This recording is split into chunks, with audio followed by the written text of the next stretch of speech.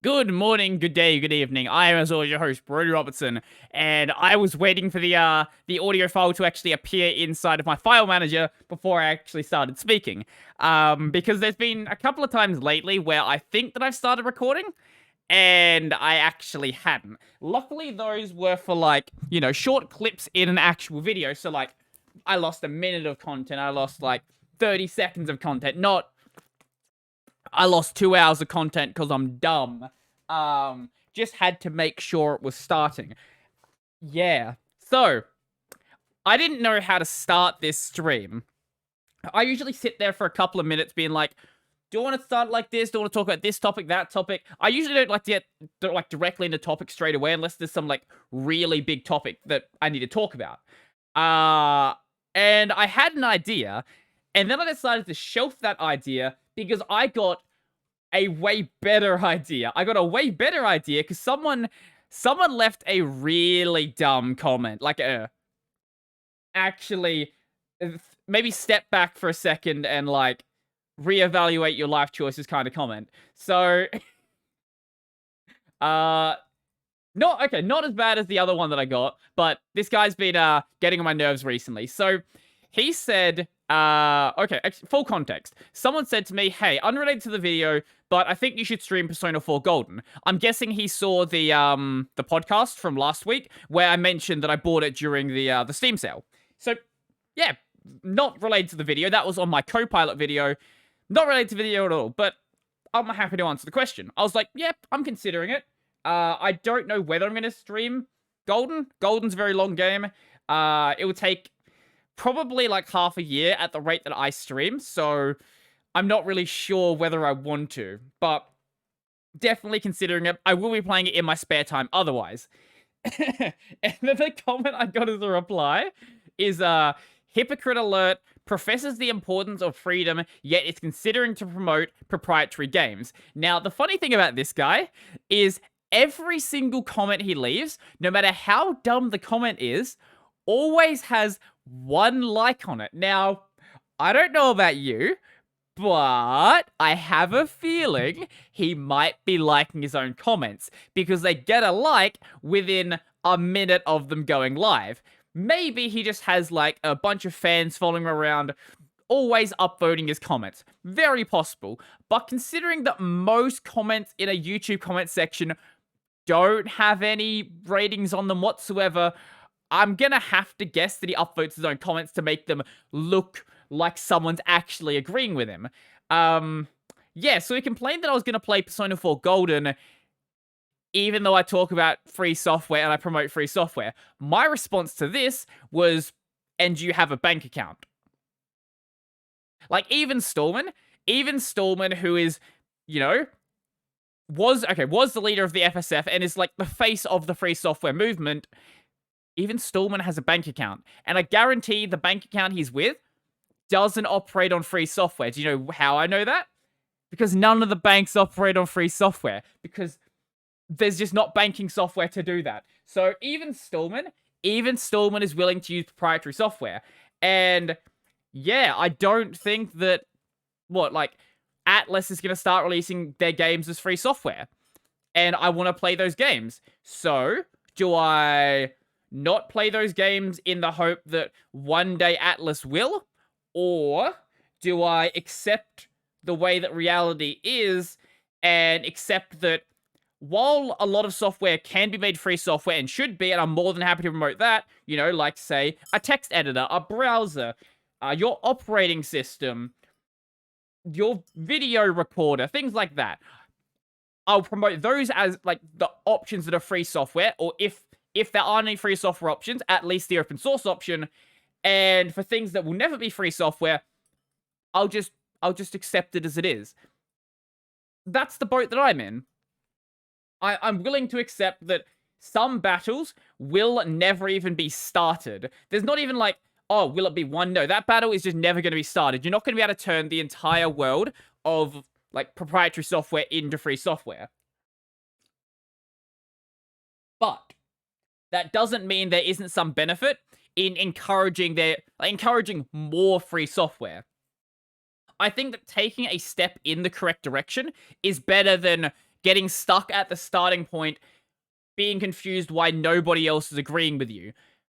I know that there's a lot of people, especially like hardcore free software guys, who are really against the idea of making some compromise to get progress in the correct direction, but I'm willing to accept compromise in, like, especially in this case. Like, I'm not going to just not play video games because they're not free software. If that's what you want to do, if, like, you want to live a, like, if you want to try to live a utopian free software life, be my guest. I don't care what other people do.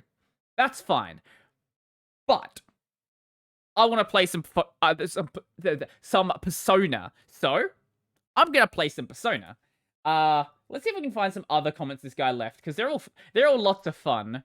Because a couple of people whinged last time I showed a name, I'm not going to show the person's name, even though you can very easily find it by just going to the video I mentioned and looking for the comment that I said. Oh, wow, that's actually a good comment. Wow, that's a first. He left a comment that was actually positive. So, another thing that he got really annoyed about was with the RMS video I did recently. In that RMS video, I was basically actually, I'll show you the article. Words to avoid. I don't have hotkey set up in this one, do I? No. So this is an article talking about, it's from the GNU website, presumably written by Stallman and other people in the GNU Foundation, talking about words to avoid or use with care. Did I say GNU Foundation? I meant Free Software Foundation. Words to avoid or use with care because they are loaded or confusing. And a lot of the words in here that Stallman or whoever else was involved in writing this suggested as being confusing and then suggest the alternative for, in many cases, the alternative was actually more confusing. I just realized the way I said that was nonsense. A lot of the words that had an alternative, the alternative was worse. There we go. That's a much more succinct way to say that. And one of the ones in here was alternative, where basically the argument was that if you describe, say, proprietary software as... Oh, sorry, if you describe free software as an alternative to proprietary software, what you're effectively doing is saying that proprietary software and free software are morally equal. And by doing that, you're effectively, I guess, throwing away the work that the Free Software Foundation has done to try to promote free software by, rather than saying that free software is the only, that free software is the only correct way to do stuff, saying that there's different ways to do stuff. Now, the reason why I completely disagree with this point, also the fact that if you say something is an alternative, you're saying that they're both good options. I don't know if I said that already, but that's also one of the main points. The problem, though, is that's not what alternative means. Alternative simply means that there is a different option to what you're currently using. So my example in the video specifically was that, what was it? It was that a bed of nails is an alternative to shoes. And that is 100% true. A bed of nails is an alternative to shoes. Is it a good alternative? No, it is not. But just saying the word alternative doesn't indicate whether what you're saying the other option is actually is good or not. And this is the argument that he was getting very stuck up on. And he left a comment on another, after doing like a massive back and forth, where I just kept sort of gaming him for the algorithm, which is always fun. He left another comment after I said that the alternatives to, what was it?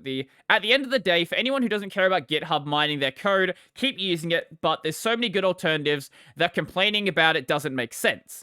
And then he said, need I roast you for the use of the word alternative yet again? And my response to that is, please do, it's good for the algorithm.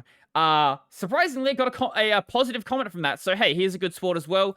I thought he was just going to be trolling me, but no, he actually is just a hardcore free software guy that doesn't accept any other opinion.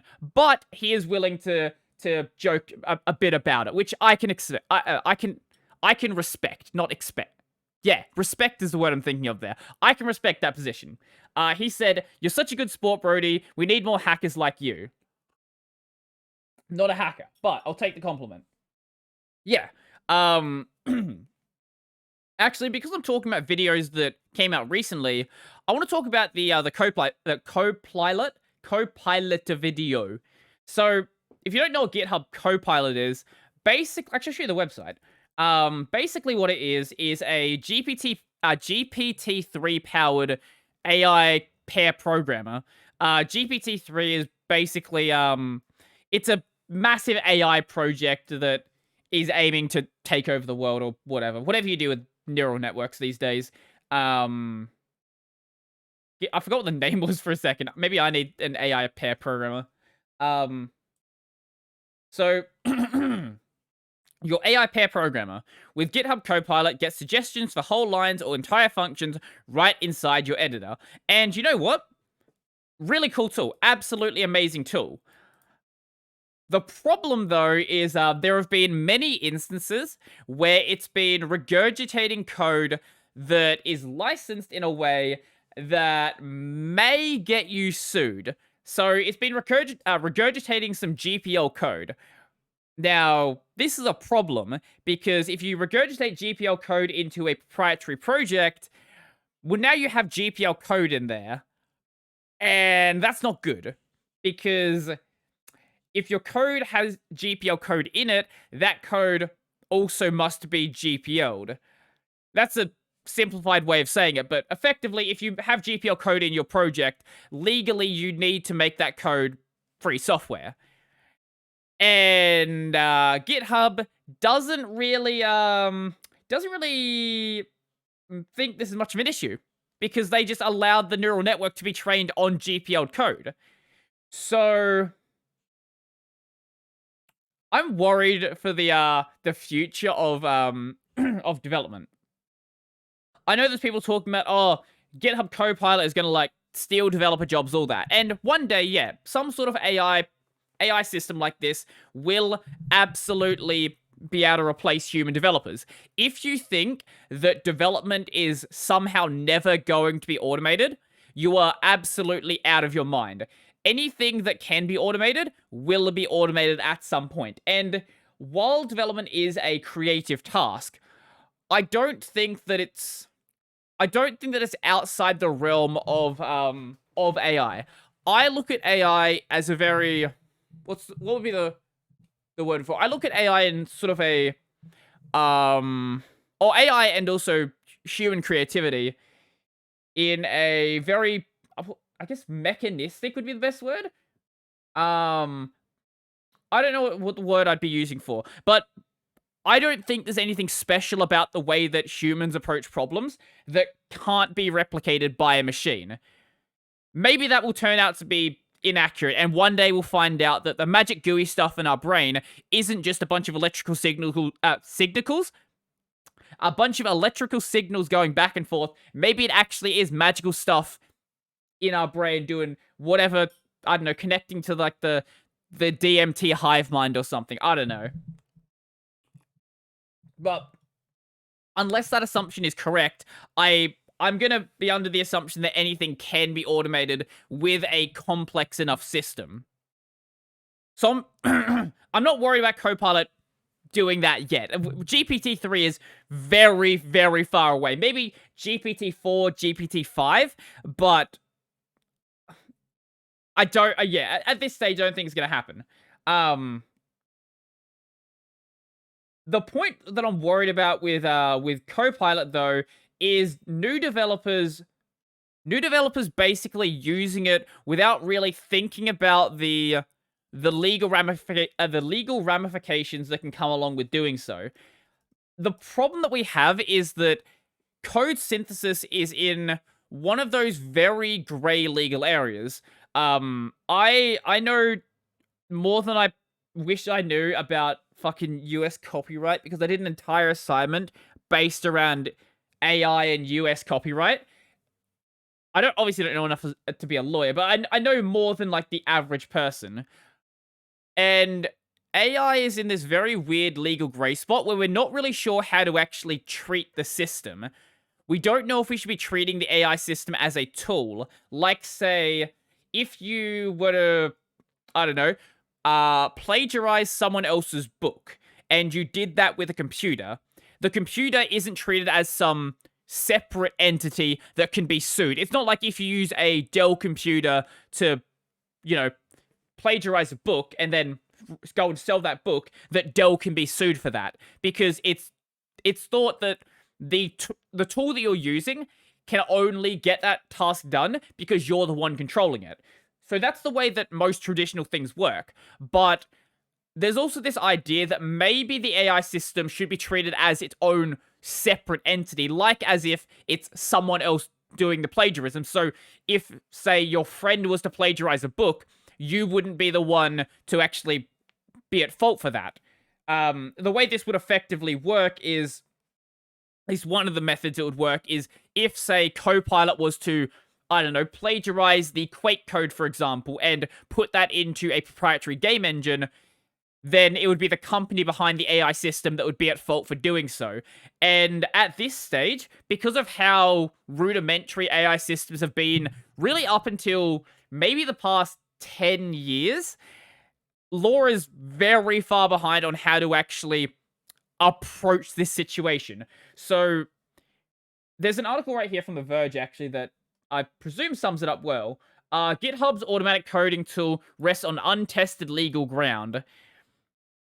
Yeah. Also, there's this an about page here, which I talked about in the video, where when you tried to get it to generate an about page, sometimes it would just literally output part of someone else's about page, including their GitHub and Twitter link, which is amusing. Very amusing.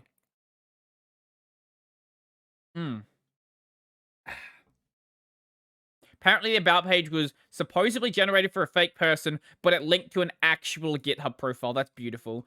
I'm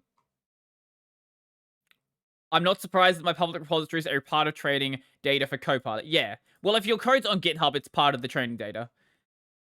I am not going to read all this on the podcast, but this is a really, really questionable legal ground to be on, because if you derive... Okay, so if I was to take GPL code and then I basically copy that into an MIT project, that would be a violation of the GPL license. Now, if you were to train a network on GPL code and other code as well, and then it outputs a new block of code, but it has segments, not just one-line segments, but significant segments, like, for example, it outputted the fast inverse square root from the Quake code.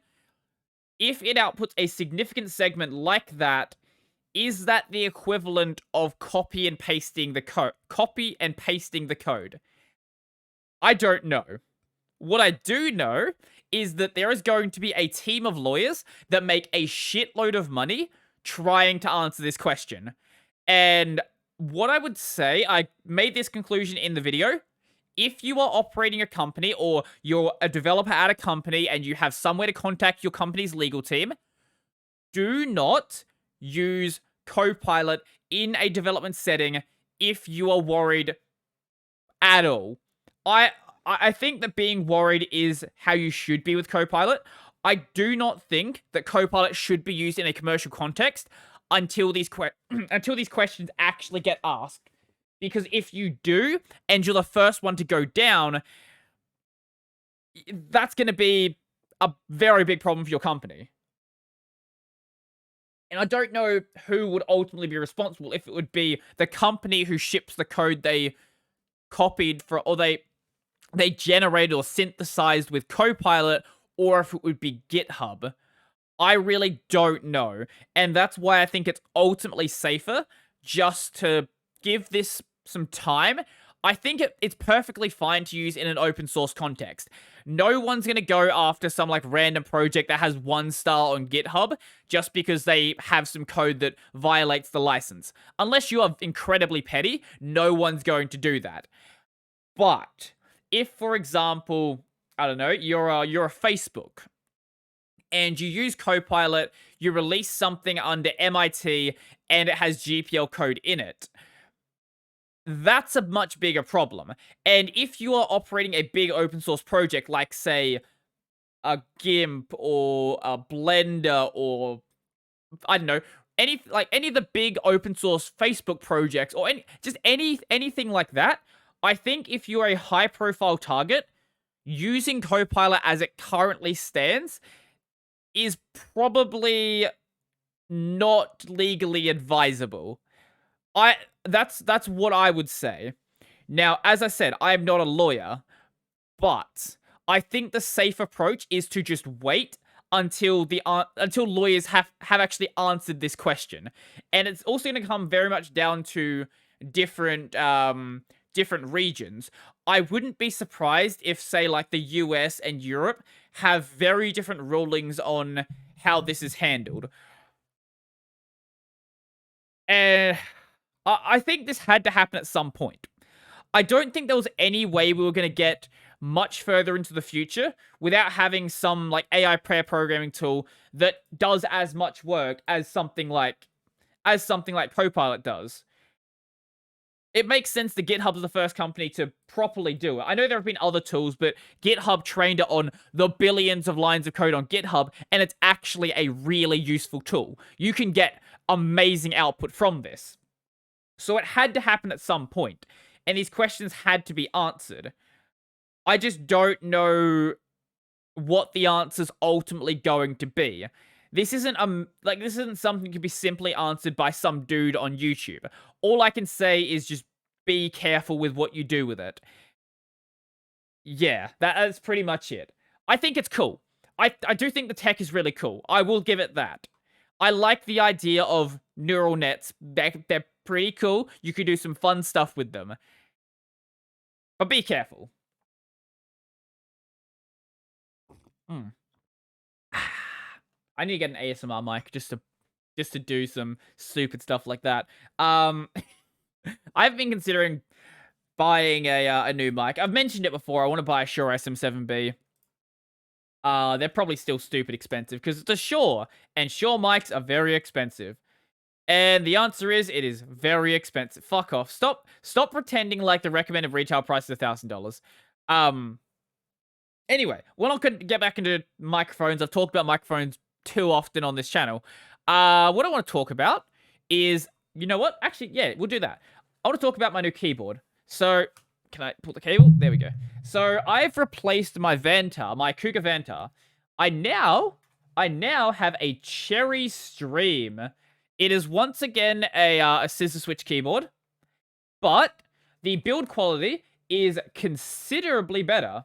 So, okay, the problem with my Vantar is my Vantar, it feels amazing. It's an amazing feeling keyboard, but the build quality is,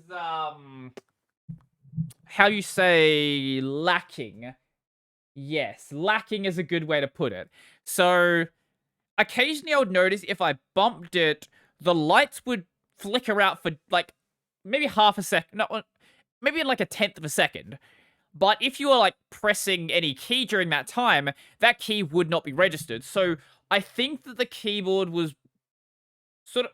I think the cable internally wasn't properly connected, or something weird was happening on the inside that made it so it disconnected briefly. It wouldn't happen, like, every couple of seconds. It'd be, like, maybe a couple of times an hour on the worst days. Like, usual days, it'd be, like, maybe once an hour, which I can live with. But when I was recording videos and it happened, it would make me have to, like, restart that recording, and it was annoying to deal with. So I went and bought... Actually, for that, I was looking at keyboards that I could consider getting. Let's see. Let's see if we can find... What was the other one I was gonna get? Actually, I was considering just buying another Vantar. That was the first thing. I was considering getting another Vantar. I decided against that because I wasn't sure if it was a problem with the keyboard itself or a problem with just the product in general. So I decided against that, and after looking at some of the user reviews, it seems like a lot of people have a similar problem with it. Like, after a year and a half, 2 years or so, it starts to get a bit flaky with, like, how well it works. So I decided to try something new. The first thing I was looking at was this right here. This is not a scissor switch keyboard, which already was going to be something I was going to have to like get used to. But this was a one of the like low profile cherry switches, one of these boys, which they're more low profile like the full switches, but still a bit too big for my liking. Yeah, that was the main problem I had with that one. Also, it's 10 keyless, and I know that a lot of people don't care about the number keys. I use the number keys as a macro bay. So, unless you have a macro bay, I need my numpad. That's basically my minimum requirement. I don't do 10 keyless, I don't do 60%. I want my full keyboard. So after that, I went and looked at another one. It was actually another one of the mechanical keyboards, which for me, as I said, kind of rare. There was that one. Yeah, there was that one, and what was another one we had? Yes, that's another one. So, let's see if their website loads. This was another one I looked at. This was a very low profile keyboard. It had chiclet style keys. It had the same sort of mechanical key switches, but rather than having like the regular desktop switches, this one was chiclet, which I prefer my chiclet keys. This one, once again, also 10 keyless. I don't know why so many of the really nice keyboards are 10 keyless. I guess because if you're a gamer, you don't really need the numpad. Unless you are not dumb, like presumably me, and if you're a streamer and you want some fucking macro keys. So once again, no macro keys because it's a 10 keyless, which is annoying. But this would have been, if it had a numpad, this probably would have been my next keyboard. I'm not a big fan of the mechanical switches, but I can learn to live with them if it has chiclet style keys. But I need my numpad.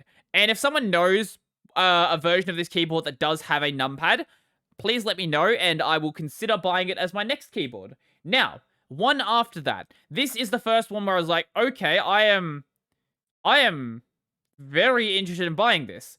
It doesn't have a numpad. It's got like this weird merge thing. I don't know what you call this format. Which isn't great, but I can still use these as a macro base, so it's fine. Two problems though. First problem, fucking Bluetooth keyboard. Here's my other problem. All of the really good keyboards, like this one has a wired mode, so that's fine. But all of the really good keyboards I was looking at were Bluetooth. I don't want to charge my keyboard. I just want to plug it in and have it work. So, this was going to be good. I think this one was actually, this one was mechanical. I was going to say it was scissor switch, but no, it is mechanical. And it looked pretty good as well. It's got some weird font choices, but I can accept them. So I didn't end up going with that one. Then I was going to get like really fucking desperate. And I actually was thinking of getting something that maybe people would get triggered by if I told them that I had it. And that would actually make it funnier. I was actually considering buying, where is it? No, not the laptop version. I want the desktop version. Where is it? Give me 1 second. Here it is. No, not that one. It was the older version. Yeah. It was this right here. I know I'm using Google, don't complain. I was actually going to buy an Apple keyboard. I wasn't going to buy a Magic keyboard. I don't like Bluetooth. I was going to go find like one on eBay that was one of the older ones you plug in. I was actually going to buy it because I know these keyboards are beautiful to type on. I know that's gonna trigger someone be like, oh, but it's which. Actually, no, I think it's membrane. Actually, I think that one actually might be membrane. Very, very well built keyboard though. Very much considering that. It's I know someone's gonna complain about that, but I think it's a good keyboard. Actually no, I think you can use this one wired. Yeah, because this one has a USB bay on it. I also looked at a. Here it is. I also looked at one of these because it's the same sort of idea. I was gonna get a Surface keyboard. Once again, I think it would have been hilarious if I did buy that, and just to see sort of the response that I got anytime I mentioned that I had a Microsoft keyboard. It would have been funny. But also this one was just obscenely expensive. And it's like, do I really want to pay that much for a keyboard? My answer was ultimately no, because I think it would have cost, I think it was going to be like $160 Australian, which for a keyboard with no bells and whistles is a little bit much. So, I ultimately went back to one of the things that I initially thought about, and that was the Cherry Stream. This keyboard, quite difficult to get in Australia. There's not really many shippers for it. But I eventually found one. I found one on Amazon, and this was actually the US version with a euro symbol. I don't care about the euro symbol. I still have my dollar there, so that's fine. But yeah, there's a euro on it as well, which I guess I can just say I have a euro on my keyboard. So it doesn't have the chiclet style keys, which did bother me. I've gotten used to it because they are. I don't know if you saw it well before, but this thing, like, is very low. Like, I don't know if you can really tell. This, like, the keys on this are incredibly low profile. If I put something next to it for scale, here we go. Here is one of the pens I got from Vivaldi. So you know how big a pen usually is. So if we look at like how high it is, compare that to that. Just like it's actually tiny. There is basically no travel on this keyboard, and that is exactly what I want. I want no travel in my keys. I want to be able to press it, and it just presses the thing. And also, the other nice advantage of this one, it is $60. I guess technically $70 for $10 shipping. But this keyboard, so far, has actually been really nice. It did take a bit to get used to because I'm not used to the keycaps. But I'm liking it. It also has, I don't know if you noticed those, it has media keys on it. It has dedicated media keys. And one really cool thing about these media keys is that under Linux, these media keys actually show up as separate keys. It's not like, oh, I press like, I don't know, I press a media key that is merged together with my my F keys, for example, and it's just like not really a media key. It's just like it has an icon on there saying it also is a media key. No, these media keys are actually dedicated buttons that show up as the proper media keys. And that's really nice to have. I haven't actually bound them just yet, but if I run them in XEV, it just says like, for example, I don't know if I can no, I can't show you because of the way I've got my thing set up. But like if I press, say like the volume key, it says XF86 audio raise volume. Or if I press the play key, it shows up as XF86 audio play. So I can like use this perfectly fine. And I need to do that because it's going to make my streams just slightly more convenient. Also, it has a dedicated email key, which I don't know if shows up properly. I haven't tested that one. The lock key shows up as no... Wait, what does it show up as? It shows up as... Wait, Super L? Wait, what? Huh, okay, sure. Maybe that one doesn't work properly. But there's a home key button on here, which I guess is to open up your browser. There's a email icon, which shows up as XF86 email, and there's a calculator icon, which I'm not going to use for a calculator, but I'll find something for it. Maybe like notes or something. So I'm going to say it's still very early having this keyboard, but for $60, honestly, it might be worth it. So, yeah, I'm going to say it's probably worth it for that much. If it breaks, that's fine. I could buy another one.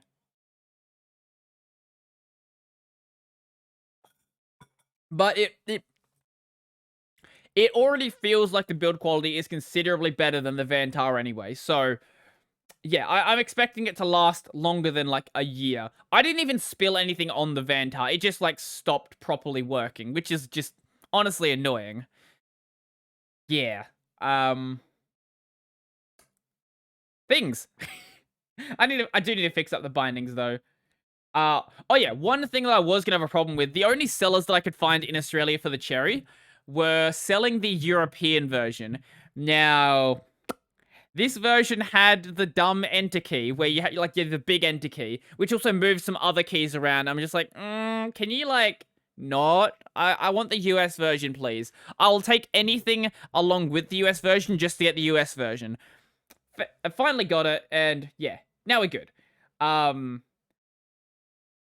There's not really much else I have. I have to. I want to buy. There's like, I think there's only like 2 things right now that are even like catching my attention, and it's just a matter of like deciding to. And that was the lens and also the Shure.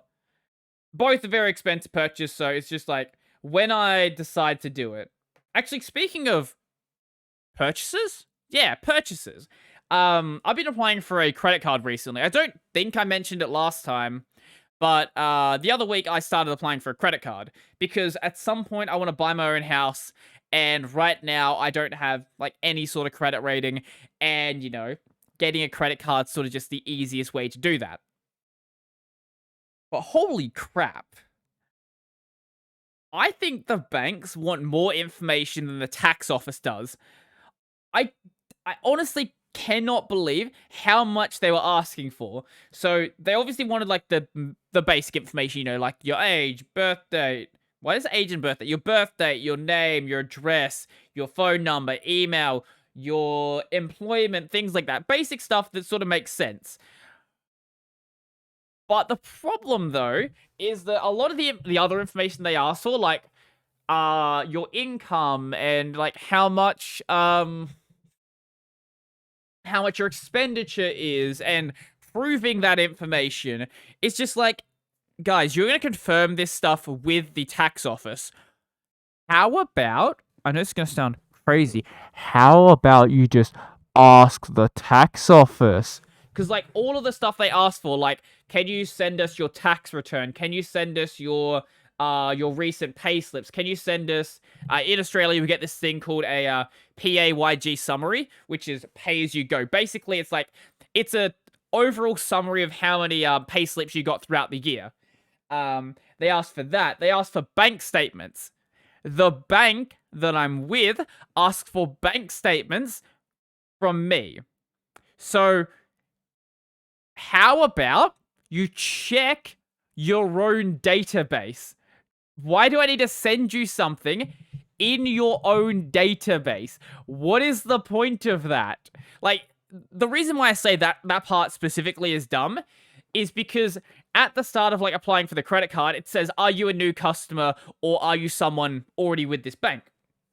And to confirm you're with the bank, basically you log in with your online banking details. So they already knew that I was a customer with them, and they still asks for information that they had on file. I don't understand.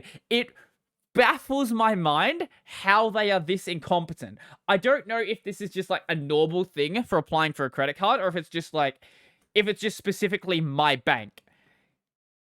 But it was annoying. And this morning, I actually got a call from the bank 10 minutes before I was about to start streaming. And it's like, mate, can you call me at literally any other time of the day? Like, not right now. Actually, to be fair, if he didn't call me then, he probably would have called me, like, in the middle of the live stream and be like, look, I'm working right now. Don't fucking call me. So, yeah, he called me and was like, oh, can you send us this extra information? Once again, extra information that he didn't need because they're going to confirm it with the tax office. Yeah. So, yeah. All of this extra information they didn't need, and you fucking confirm with the tax office anyway. Like, they literally asked me for my tax statement. Like, the tax office has that. It's in the fucking name. It says tax statement. Who do you think has that? The guys you're gonna check this information with. Stop asking me. Like, it's not even like I was asking for like a big credit limit either. I think I set the limit to 3,000 because I basically just want it to be there for like daily purchases, so I can pay it off, or I can use it, pay it off straight away, and just build up that rating. So it's not like I even asked for that much either. They just asked for so fucking much information. It would be one thing if I was asking for like a 20 grand limit, and I'm making in the realm of like 30 to 40,000. Like, that would make sense. But no, not for 3 grand. Not for a tenth of my income. Stop it. Stop banks. Maybe it's easier with other banks. I don't know. But my sister's in the same boat, wanting to buy a house in a couple of years either. And I talked to her about it, and she hasn't even applied for the credit card yet. So I don't know what her plan is to actually, get a loan. I know obviously it's going to be different because she has a partner, presumably if they're still together in 2 years. But yes, she doesn't have a credit card, so I don't know what her plan is to actually get the loan. I know she has like a car loan. Oh, no, the car loan she had. Did she have a car loan? Wait, did she have a car loan? Or did she borrow money from our stepdad? I think she might have borrowed money from our stepdad. But she does have like a phone plan, and that, I guess that's something. It's just not much. I guess she's had it for a while, so maybe that does count to more than I would think. Yeah, okay, I guess that makes sense. To be fair, she probably isn't thinking too much about it though. She's about as scatterbrained as I am sometimes, so it's very likely she hasn't thought about it. Yeah. I think we've talked on this podcast like about like how much I want to spend on a house. I'm looking like the cheap range for a house. That's the range I want to go for. Because look, at the end of the day, as long as it's a roof that I own, that's good. Being in my own place would actually be really, really good. It's gonna be set up as an office, basically. Like, I'm not gonna do the DT thing, get myself a separate office. I'm gonna set up my house as an office. I want a place that's at least, probably at least 3 bedrooms, so I can have my room, a guest room, and then an office. Or a dedicated office would be fine as well, but in that price range, you're probably not gonna get one. And there's a guy at work who is a little bit younger than me, actually. I think he's 19. He actually owns his own place, which honestly is very impressive, considering, like, you know, how many people complain about how impossible it is to buy a house. And he was just like, yeah, I'm just gonna like save up working in a supermarket and just buy a house. And that's cool. I can very much respect that. And anyone who wants to put that effort in to go and do that, good in my books. Where's my drink? There it is. I ran out of tea, so I want my water.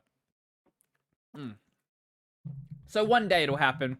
One day in the hopefully more near than distant future. Yeah, maybe like 2 or so years. I don't know. By that point, if I'm still doing the YouTube thing, hopefully we'll be in a much better state with like how much we're sort of making from it. Because right now I'm certainly not like making a little from it, but like, you know, not enough where I would be comfortable like doing this as my main thing. And I don't know if I'm even gonna do it as my main thing, or like always just keep myself with a second job. I really don't know. I don't know how far this is gonna go. Maybe it stops at 20,000. I don't know. I have no idea how it's gonna go. The future has mysteries in store. Yeah, we'll say that. That's how we'll say it. That's the dumbest way I could ever think of saying that. But yeah, things will happen in the future. I don't know what those things will be, so I'll deal with them later, which is certainly a good way to sit on my degree. But hey, my logic is if I do successful without using my degree, surely the people who are complaining about it won't have too much to complain about. Specifically, my mother. Yeah, she does. She doesn't openly complain about it, but she definitely does. Like you know, the mother hinting thing where like where she's disappointed in some way about how much time I spent on it, and then and money, I guess, and then not really using it. Um, yeah. And now that my sister's in university, and she probably is going to go and actually use her degree, uh, it is kind of funny. But hey, if this continues doing well, I don't know. Maybe we'll be in a good state someday. Maybe I'll be in a state where, you know, like DT, I actually could afford an office. I don't know. Oh, actually, on that note, I did notice. I don't know if this guy's like set up the correct amount because it's a lot. Okay, I can't actually do it like that because it's logged me out. I'll just go to my page. Brodie Robertson's profile.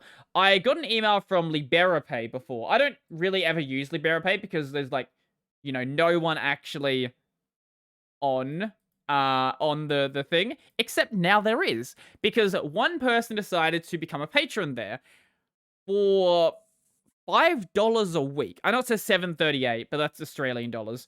$5 US a week. That's a lot of money. That's $20 a month. Like, that's more than a Spotify subscription or a Netflix subscription. And they're like, have it. I'm like, oh, okay, sure, I'll take it, but like, I appreciate it. I got that email out of nowhere because no one's been using Liberopay. It like I have it there in case, you know, people wanna donate money and don't want to use a site like Subscribestar or Patreon. But I hadn't had anyone using it at this point. So whoever you are, one person, very much appreciate it. I can't actually I can't see the names of people who actually subscribe over on Patreon, so I don't really know who I've no idea who it is. I did notice that one of the people I had on the Patreon has disappeared, and I don't know who it was. I need to go and actually cross-check the names, because I have 24 names on my list, but there's only sorry, I have 24 Patreon names on my list, but only 23 people on Patreon. Also, the way Patreon works is if someone subscribes to your Patreon and then leaves before they've done their first payment, it doesn't show up as like a declined or cancelled. It just removes it from your list, which makes it difficult for me when I'm trying to like maintain a list when a name just suddenly disappears. So I have to go back and actually find that. And I guess I wonder how to handle Liberopay. Maybe just put like a total there of like how much I'm making a week on Liberopay. That's probably the best way. Yeah. I don't like making like how much I make secret. I think if I'm gonna be making money from people tipping, I think it only makes logical sense to make that number public. I know you can very easily hide it on Patreon. I don't feel comfortable doing so. I know a lot of the really big channels actually do that. Probably because when you're at the size of like, you know, a Markiplier or I was gonna say PewDiePie. PewDiePie doesn't need donations to survive. He just literally can retire tomorrow. Like when you're a big channel, even over like 100, maybe even like 200k subs. I get if you have like a big number there, a lot of people may not feel like actually supporting the channel. So hiding that number, but still having how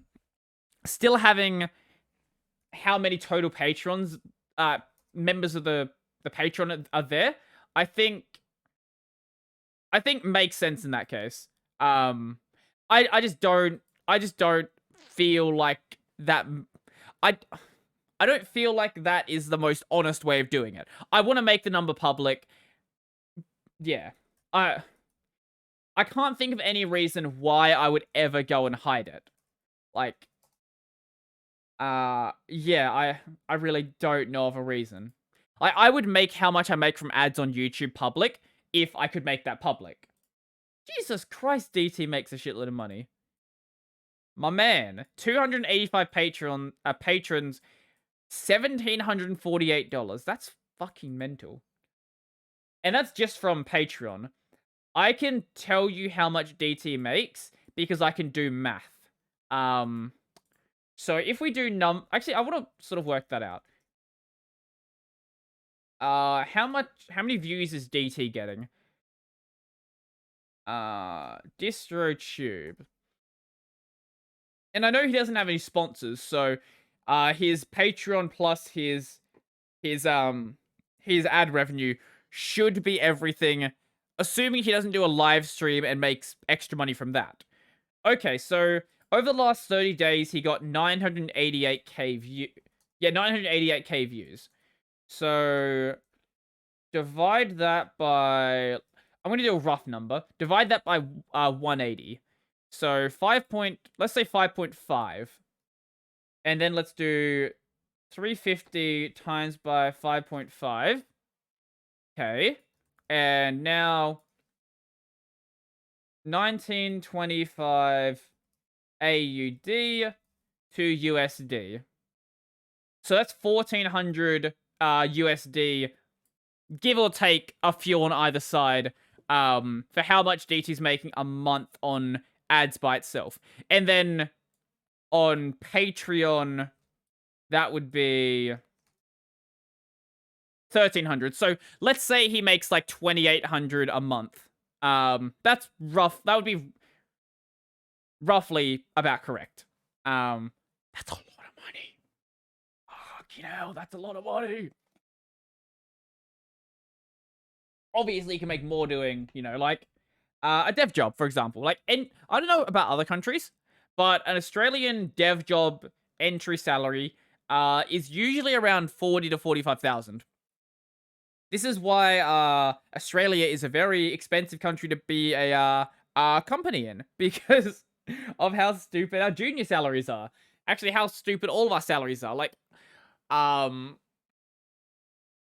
think I've mentioned it before, but my job is putting boxes on shelves. I am a night filler. I put boxes on shelves. Nothing that crazy. And because I also work at night, we also get a benefit from that. So above 6 p.m., you get like an extra pay benefit on top of that. And also, because I'm casual, there is like an extra benefit from that as well.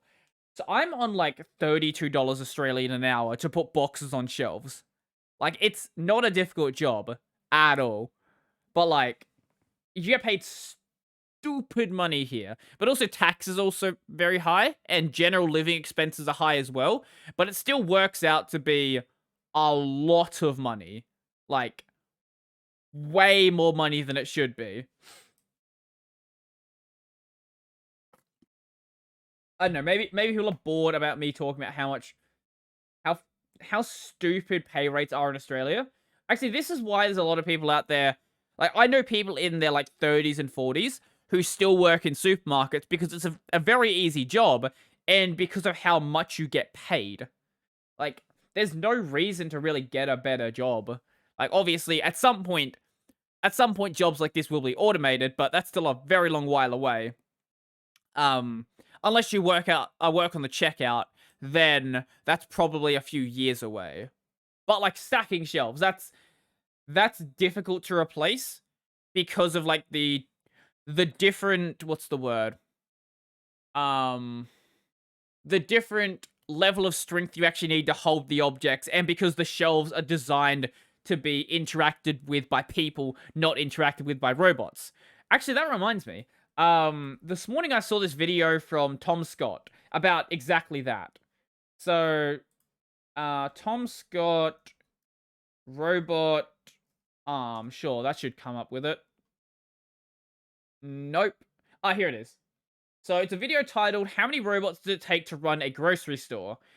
Basically what this is like a massive factory, effectively a massive factory, where these robots basically will pick up items so they can be sent to customers who purchase them.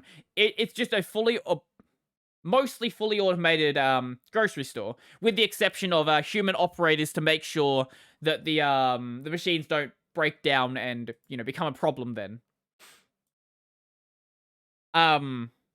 Where was I going with this? Oh, where I was going with this was there was a really funny point in the video. So the lady he was talking to, who was explaining the whole factory thing, she started talking about like how it works, and she mentioned one term that I feel like regular viewers probably think is some like really fancy term, specifically for this sort of factory, and that word was tote. Now, tote basically just means box. See if we can find a tote. Tote box. Here you go. This is a tote. A tote is a box. It is a plastic storage box. And we use these very heavily at work. Basically, we will put products in them. I think if we get fruit delivered, that comes in, or some of it comes in totes. The meat you get delivered in totes. A lot of things get delivered in totes. And the way she said it made it seem like it was some like fancy robotic term. It's not. It literally is just a plastic box. We use them in regular stores as well. The impressive thing though is she said that they have like stacks of 11 high totes. Usually they'll be like maybe, you know, a bit over head high, like maybe like, I don't know, 4 or 5 Brodie heads long. 11 high is very high. And if you had like a human trying to manage that, that would not work. I reckon if you put regular sort of totes on top of each other, I could probably reach, without jumping, up to like the 8th. Any more than that, and it's not going to happen. 11 high is a lot, and if that got like disturbed and somehow fell, that could do a lot of damage. But this is like the sort of a look into like the future of grocery stores. This is just one place, but at some point, this is probably going to be how all grocery stores are run, because at some point it's just gonna frankly be cheaper. Because assuming the traditional model continues being followed, where as technology improves, it continues getting cheaper, at some point, a setup like this will actually just be cheaper than hiring and training people, even if the initial upfront cost is going to be more. Over like the way you'd usually work it out is over the course of how long you would have that employee. Is it going to be cheaper to have this machine or have the employee? This is the reason why, even though you can automate a McDonald's right now, and there actually are machines to do it, you still have 15-year-olds working at McDonald's, because right now, especially in Australia, it's still cheaper to actually have children running that store. But hey, you can definitely get away with not hiring adults. Like my first job was at McDonald's. I got it when I was 18. And when you do that, yeah, you're treated like, I guess you're treated like you are less than dirt. Less than dirt is a good way to put it. Because if you're young, you'll get the shifts. If you're young and any decent, they'll give you work because they could pay you nothing. But because I was 18, you still don't actually get paid minimum wage, which is actually crazy in Australia. At 18, they are allowed to pay you, I think it's 80%. I think it's 80%. They pay you 80% minimum wage, which is stupid. You can buy a house, but they'll pay you less than minimum wage. Anyway. But that's still considerably more than when you're 15, which is 50% of minimum wage. So, yeah. By the time I was quitting that job, I was getting like one shift barely a week. Some weeks I didn't even get a shift. Which is not fun. And that's why I now work in a supermarket. I just looked at my my notifications and I saw that I got another notification from the guy who likes to say dumb things. Let's see if we can find the reply. Let's find out what the reply is.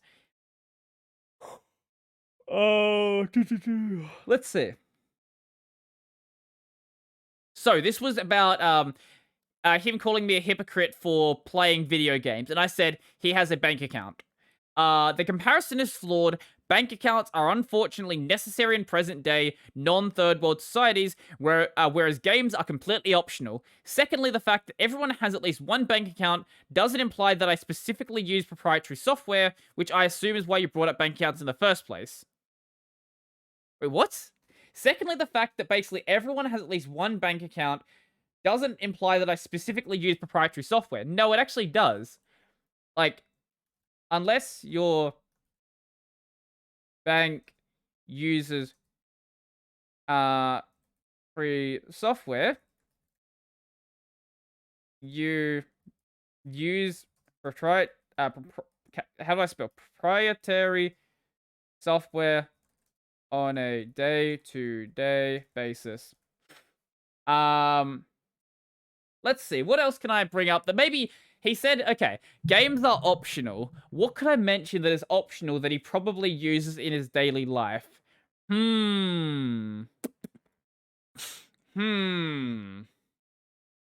That's a good question. I don't know. Well, this is one of those times when having a chat would actually be incredibly useful.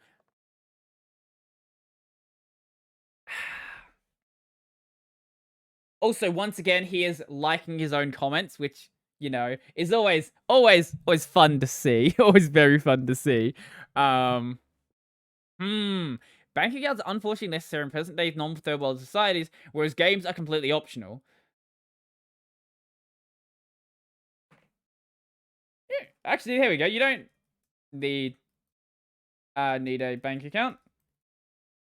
You can do everything with cash purchases, getting paid from a job that does cash in hand. Yeah, you don't need a bank account. You can do everything with cash purchases, getting paid from a job that does cash in hand. There we go. I'm just gonna give a dumb example like that just to see what sort of response I get. Because boost up that algorithm. If I can game the algorithm with interacting with someone, I'm gonna do so. Because that sounds funny. Oh yeah, I mentioned my sister earlier. So this actually has to do with the topic I brought up last week. So I mentioned Millie during the end of that podcast, and Ronson sent me a message being like, "Yo, why did you not tell me about what was it? What did I mention? World Execute Me and was it String Theocracy? I think so." He was like, "Yo, why did you not tell me about this earlier?" I was like, "I literally mention Millie every time that we talk about Dead Cells." But you didn't mention this song specifically. Like, okay, sure. You Google Millie and you'll find it literally straight away. But last night when I was at work, this is how we get back to the sister part of this. She sent me, or not sent me, she showed me a song on Spotify. I don't remember what the hell the song was called. It was some like weird fucking song. Is it I don't remember what the hell it was called. It was like an 8-bit version of like uh yeah, I can't find it. It was an 8-bit like piratey sounding song. Like if you put this into like a you know, an NES Pirates of the Caribbean game, it would be like right at home. Like that sort of music. And she's like, "This is weird. I'm going to show it to you." It's like, "Okay." We listened to it. I was like, "This is weird." Sure. Uh, anyway, I then proceeded to get her to bring up Millie World Execute Me. And she was like, "I have no idea what is being said, but I think her voice is cute." And then I told her some of the lyrics, like, what was it? So we had like, if I was a eggplant, I would give you my nutrients. If I was a tomato, I would give you antioxidants. Switch my gender from F to M. Switch my role from S to M. But you can't really tell she's saying that, like, when you're just casually listening to it, because she has, like, a very distinctive voice that, unless you get used to it, it all just sounds like adorable noises. Then I went to put on, Mushrooms, and Mushrooms is a song. I will show you some of the lyrics to Mushrooms. Um, so I have successfully managed to create another fan of Millie. She was definitely interested in her music, which is good because I love Millie and she needs more fans. Here we go. Verse 2. All the mushrooms looked at me, looked at me. All the mushrooms surround me, surround me. All the mushrooms looked at me, looked at me. All the mushrooms surround me, surround me. Uh, the mushrooms spoke. I've sat here all my life feeling sorry for myself, and they spoke. Trampled, used, and dumped. Got no pride to push them down. Finding peace in her suffering as I go up a place in the hierarchy. Since when have I become? Since when have I became me? I gave up crying, I gave up waiting, I gave up dreaming optimistic dreams, ripped out my feathers, cracked up my beak, freed my screams, your paws cling onto my skin, powdery snow cleared up my sins. If you don't think Millie's lyrics are just fucking strange, I don't know what's up. What's up with you? Oh, here's the outro. Mushroom, mushroom, shroom, mushroom, mushroom, mushroom, shroom, ma mushroom, shroom, la la la la la, mushroom, mushroom, shroom. Obviously, in a much more lyrical fashion, but yes, I need to show her more Millie songs because I've managed to hook her with these two songs. I guarantee that I can get her to listen to more, which is good. Maybe I'll just show her the Ender Lily soundtrack because man, the Ender Lily soundtrack is so good. It came up while I was listening to stuff on Spotify, and I just let it play. It's like, this is okay. I've listened to this countless times during the playthrough of the game, but I'm gonna keep listening to it because it's just gorgeous. And actually properly listening to the music actually made me notice a lot more of the little subtle background details that I didn't notice before. Like some of the sections that I didn't even realize had humming actually had humming in the background. And it's lovely. I highly recommend it. Millie is a very good artist. And there's a reason why I would probably say that it's probably... I think Millie might be my favorite artist right now. Like, I've got a lot of artists that I'm a big fan of, but I love Millie's stuff. Demon Dice, obviously, as well, but, like, yeah. I could just chuck, like, any day, I can just chuck anything in Millie's discography on, and I'll enjoy it. So, yeah. I think that's a good, what's the word? Good recommendation? Yeah. Recommendation, we'll say. Oh, yeah. So, after last week's podcast on the Saturday, I finally decided to go and play a game that was being shilled to me by HexDSL. That game is Yis 8 or Is 8. I don't know how to say the name. And man, oh, it broke. Wait, where is it? There? Oh, I'm on the wrong window. That would be why it broke. Man, this game is so good. Can we see the combat? I don't want to see I want to hear the music. Let's see the combat.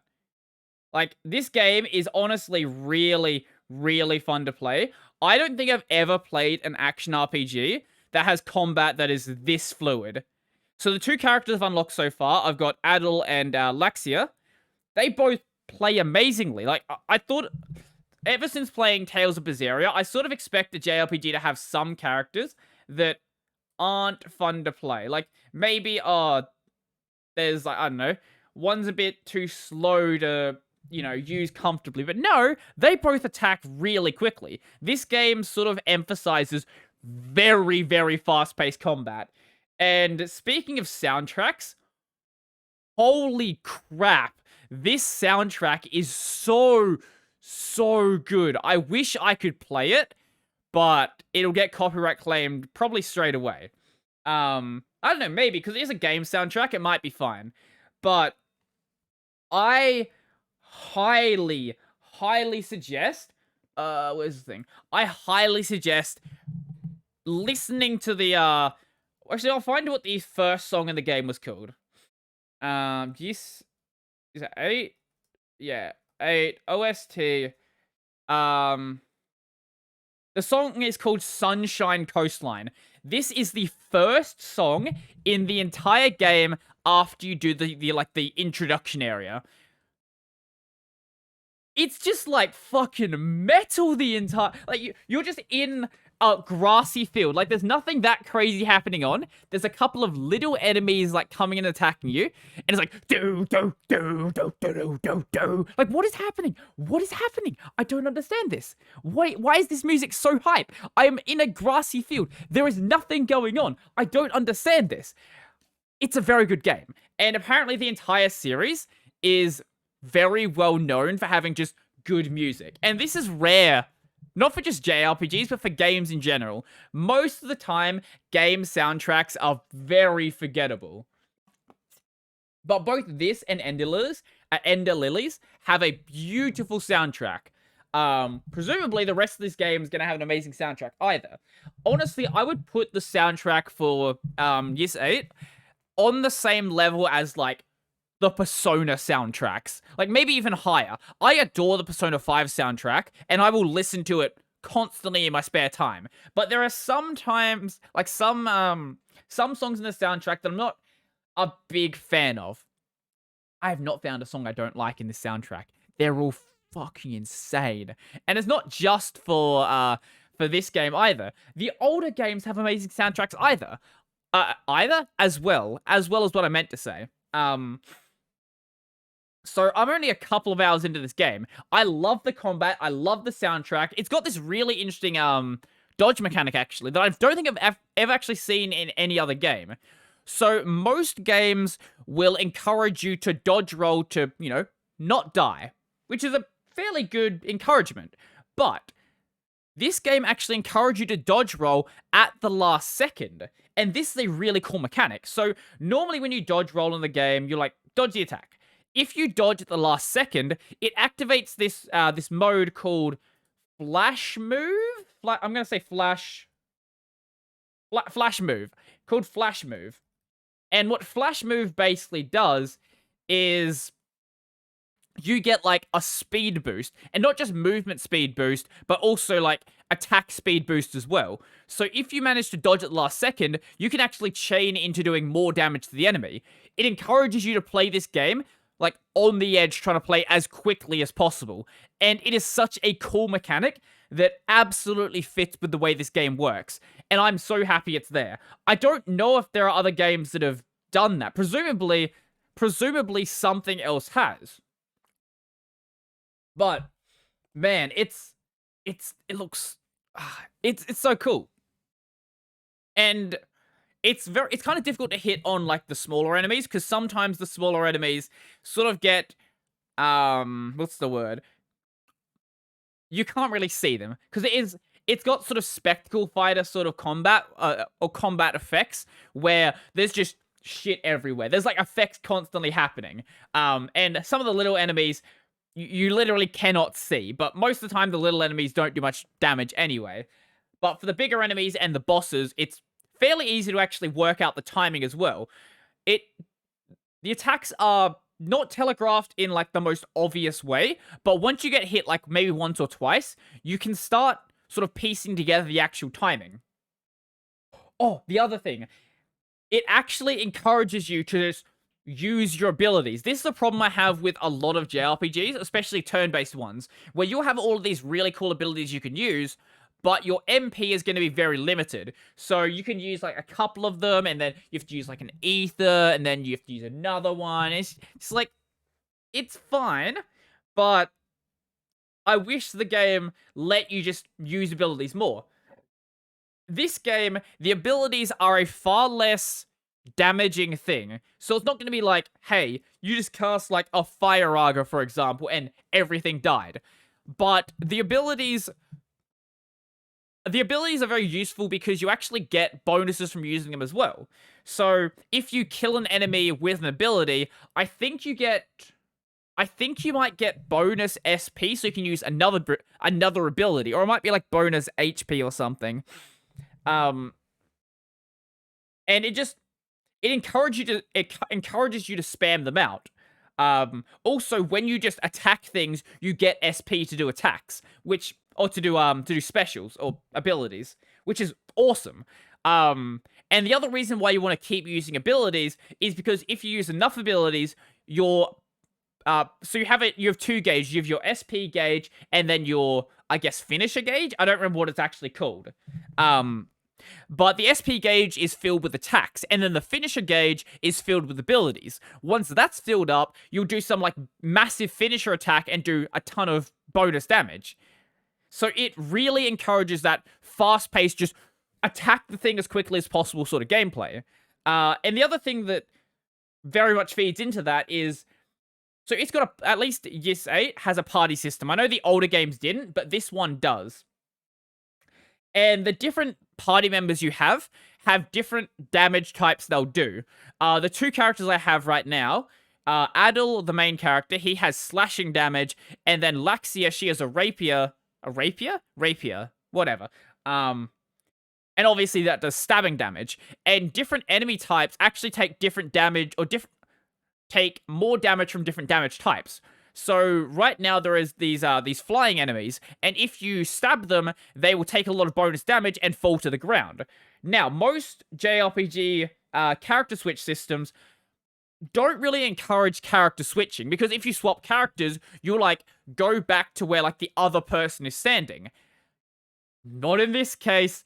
In this case, if I swap characters, it swaps the place of the characters. So if I'm attacking an enemy directly in front of me, and I swap from Adil into Laxia, I will just basically transform into Laxia, and I can just, not even just transform, I keep my combo going. So if I am doing, say, an air combo, and I do one attack as Adil, and then I switch to Laxia, I can do the second attack as Laxia, which is, I've never seen that before. It's such a cool system. I actually love it. So it really encourages you actually swapping back and forth between the characters. Also, you get different bonuses whether you use air combos or ground combos. I think if you do an air combo, you get bonus XP, and ground combos you get, might be bonus SP, if I'm not mistaken. And both, I've never played a JRPG where the air combos feel as good as the ground combos. We've found it. We've found it. It doesn't feel too floaty. It doesn't feel like, it is a little bit floaty because it is a JRPG, and you know, you're hovering in the air while swinging your sword. But the thing that really saves that is you can dodge roll in the air. there's not many games that do this. I know Dead Cells does it. I know that Ender Lilies does it. But there's a lot of games out there where when you're in the air, you can't guard, you can't dodge, you can't do anything except take the damage and fall. The game doesn't care. It's like, hey, you want to do a flash move in the air? Go right ahead. And you can do it.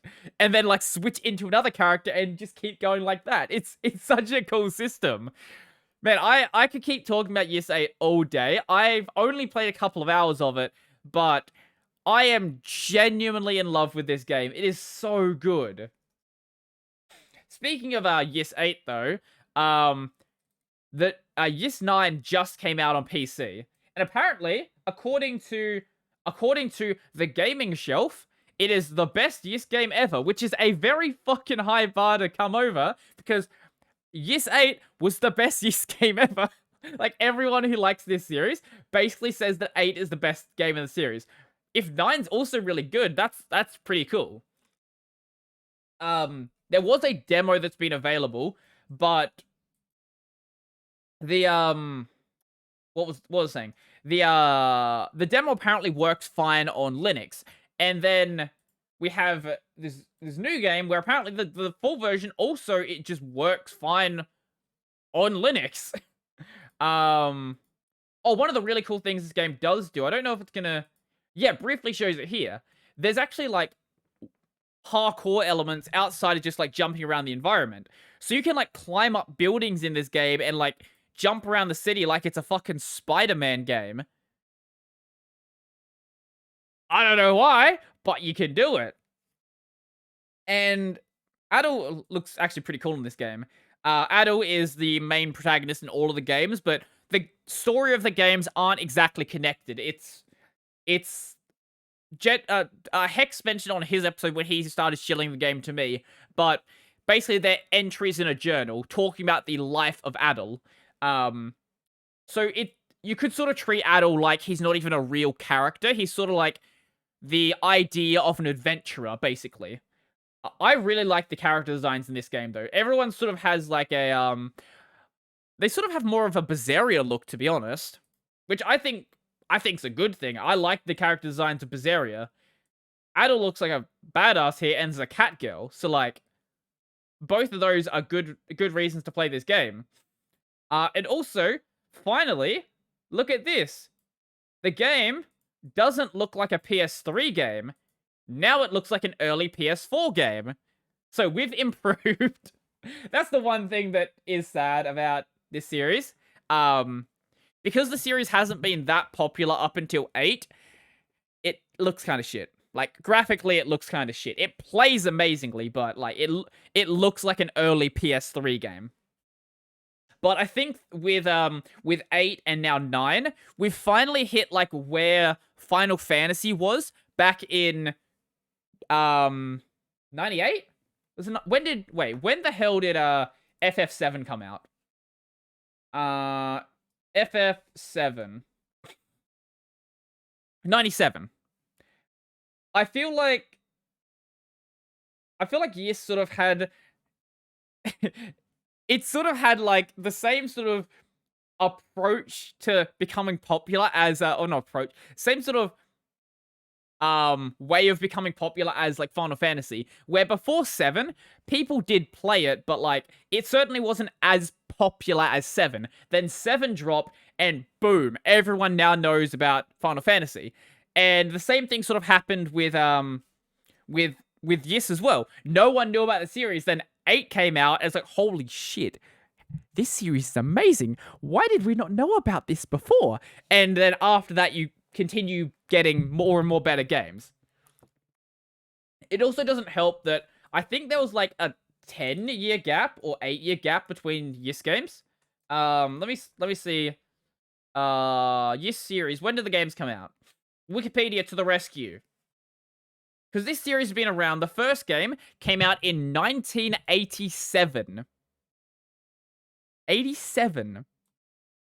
On the PC 8801, the X1, the PC 9801, the FM7, the MSX2, the Famicom, which is the Japanese NES, the Master System, MS-DOS in the US, actually 2 years later. 2 years later for a Japanese release in the 80s, that's actually like that's a really good time.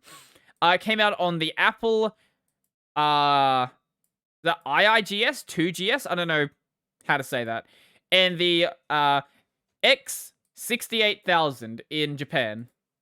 I'll show you the list. So YIS 1, YIS 2, then YIS 3, and also YIS 1 and 2.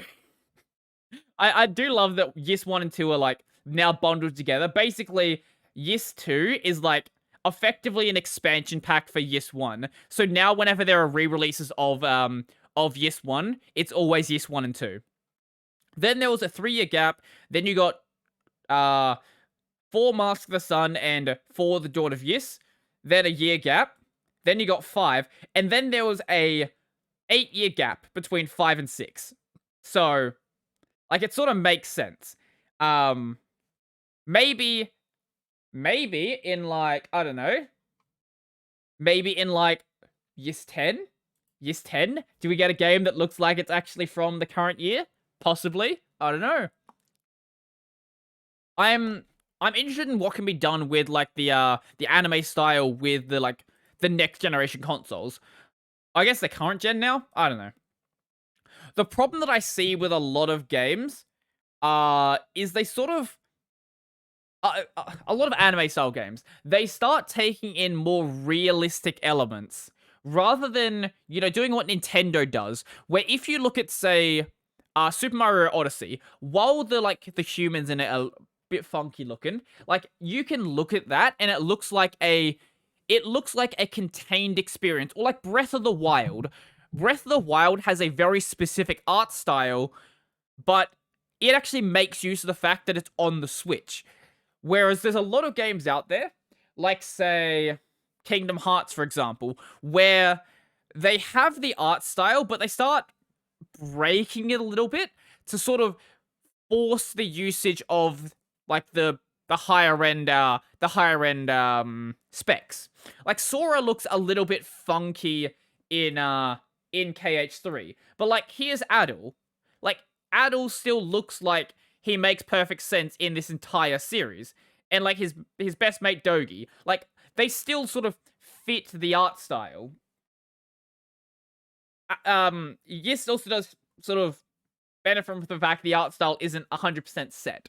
But what I would like from the Kingdom Hearts series is something with the style of KH1, but with the models and the, I guess, the effects actually upgraded to to like a modern standard without compromising on the style. Take for example Tales of Arise.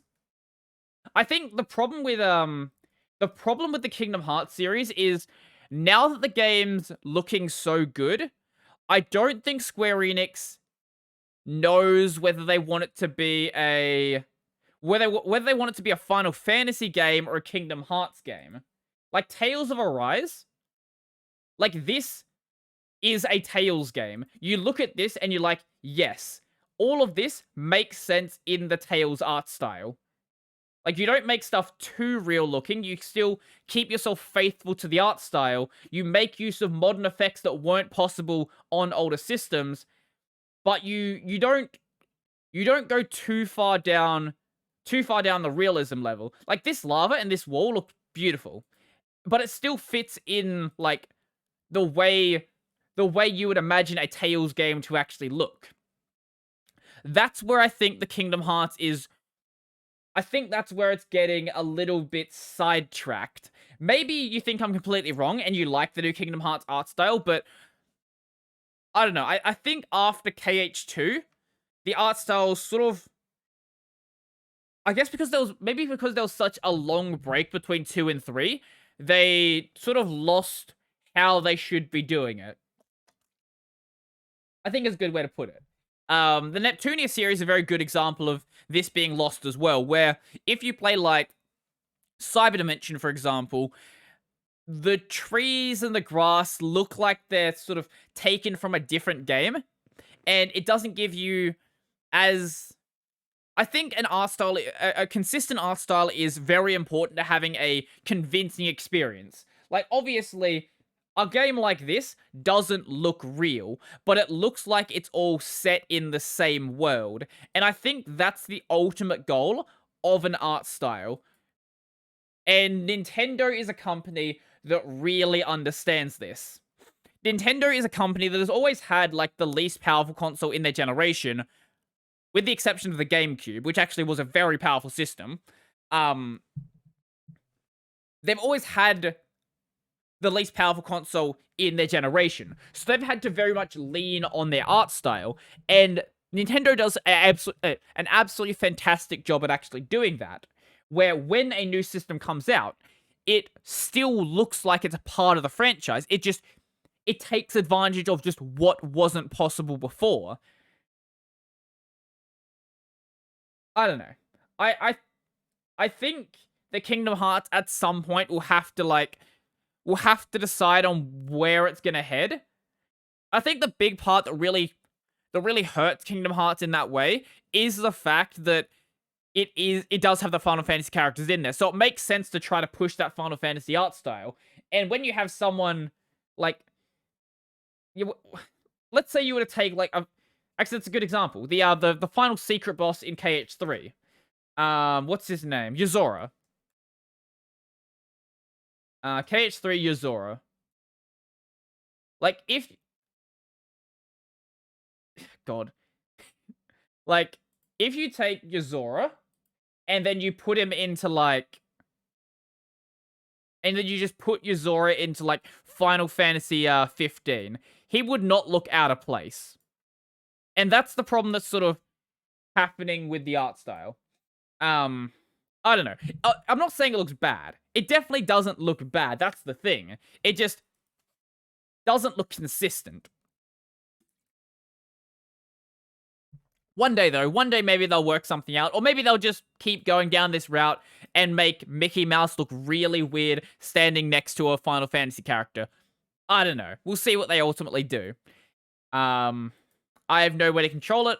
I'm still going to buy the games regardless, because regardless, they'll still be fun games. It's just that they won't be as artistically consistent. A company that's really good at that, a game I do want to talk about anyway, is I want to talk about SMT3, Shin Megami Tensei 3, which I very much want to play. I don't know if I'm going to play it on stream, but man, I've been looking at a couple of videos about Shin Megami Tensei 3. Came up back on the PS2, got an HD remake recently. I don't know if I'm going to play the HD remake because apparently it's a little buggy. I might just go emulate the PS2 version. This game is apparently very hard. Very difficult. Apparently it's the hardest game of the series. So if you don't know about Shin Megami Tensei, basically this is the series that spawned Persona. If I remember correctly, Persona started as I think it started as a spin-off series. I think that's the story.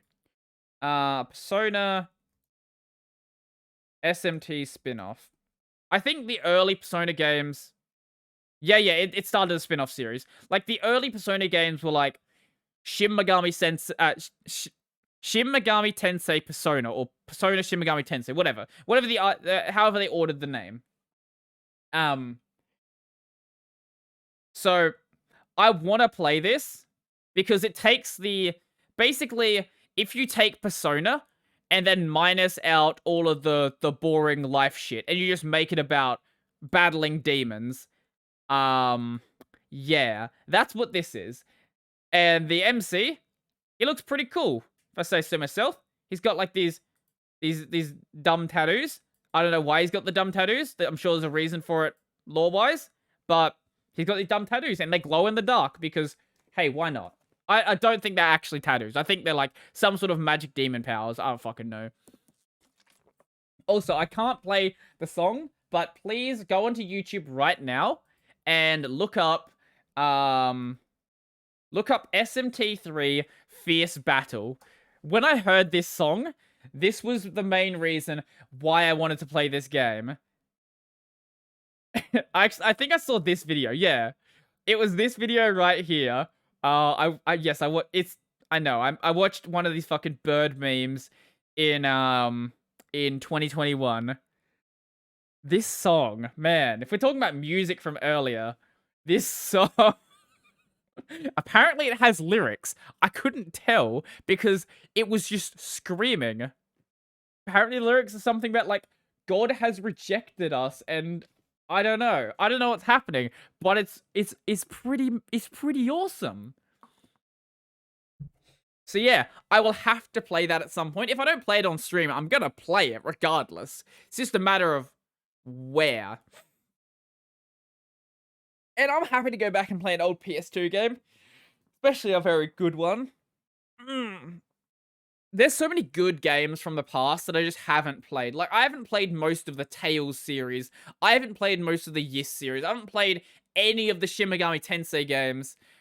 Actually, the other thing that got me interested in playing this game is that on the Switch, this might actually get me to buy a Switch finally after all of the games that have come out. There is what is it? Shin Megami Tensei 5. Not 4 for the 3DS. Yeah, not 4 for the 3DS. Shin Megami Tensei 5 got announced at E3. So you know what? That if there's any reason to go and actually buy a Switch, it might be that. Like there's so many games that I've been meaning to play, but I just haven't bought a Switch. I usually buy a console at the end of the generation. And we might be getting close to it because Nintendo just they just announced actually a new version of the Switch. This came out, I think yeah, it was announced today actually, like literally today. Where it's I love Nintendo for this.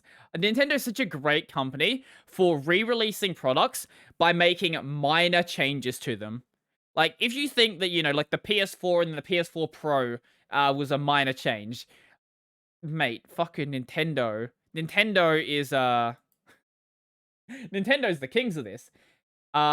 This is the Nintendo Switch OLED, which is a Nintendo Switch with an OLED screen. It has, apparently the screen's slightly bigger. And it's brighter. And the storage is bigger.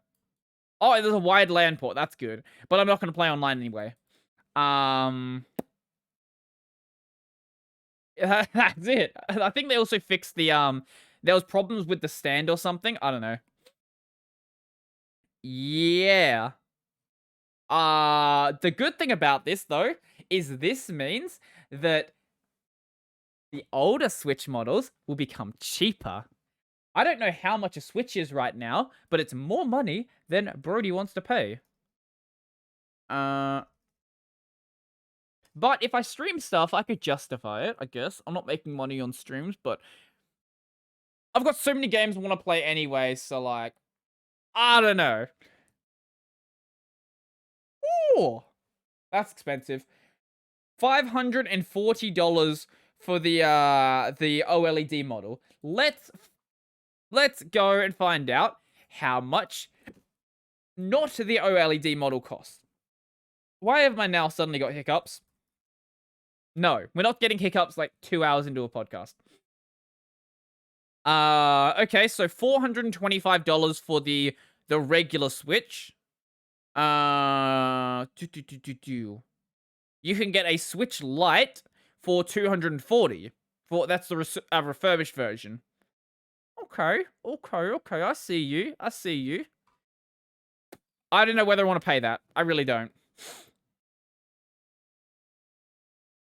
Is this a Switch with no games? Is it just a Switch by itself for... It is a Switch by itself for $425. Fucking hell. Let's see if we can find a bundle. Presumably there is some sort of bundle happening right now. Switch bundle. I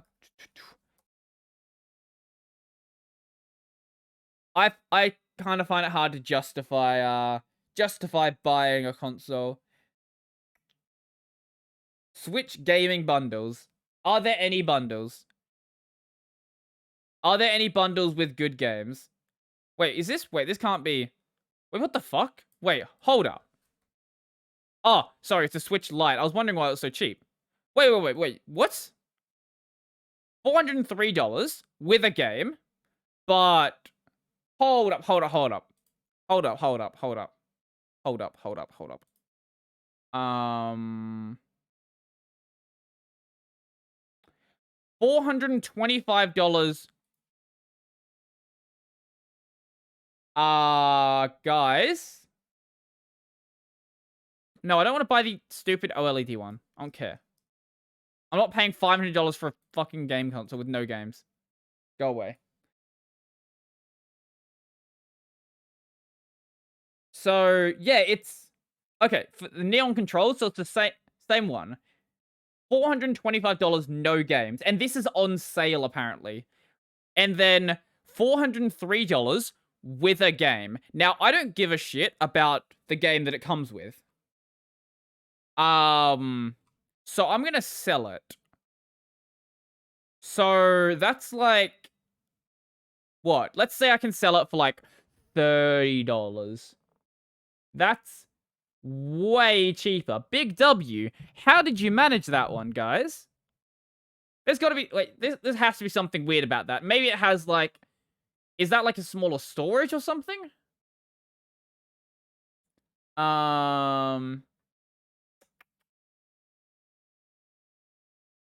I don't know. Huh. That's so weird. How did they manage that one?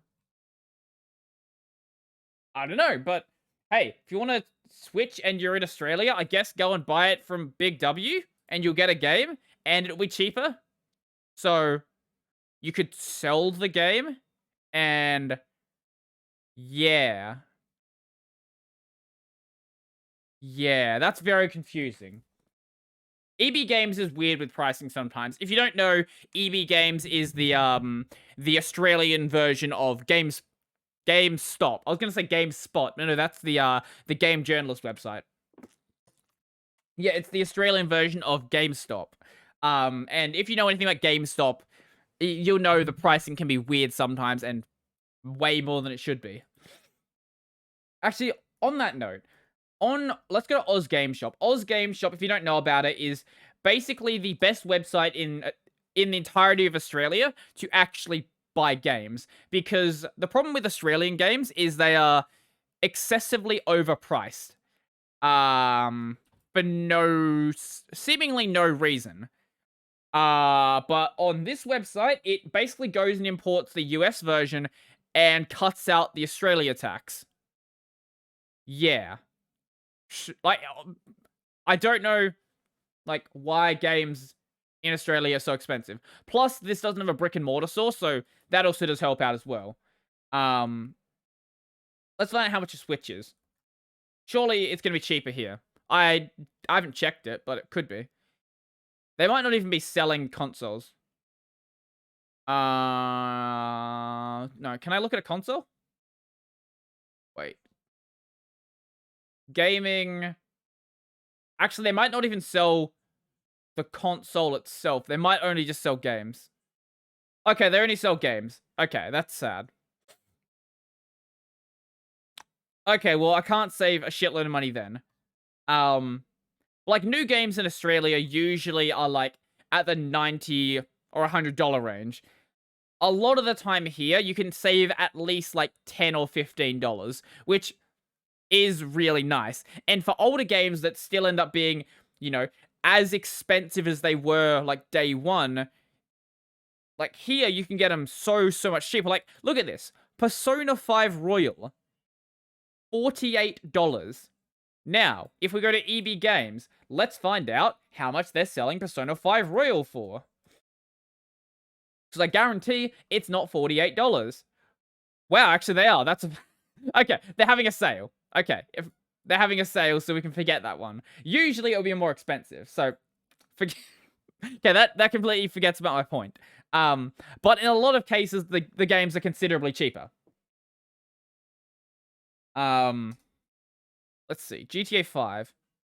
Yeah, here we go. GTA 5 is $2 cheaper on PS4. Oh, the other nice thing is you can still go back and buy PS3 games, which for like a lot of brick and mortar game stores basically don't have PS3 games anymore because it's like now 2 generations ago. You can even go back and buy some like PSP and PS2 games here. And they've got like retro stuff as well, which is just awesome.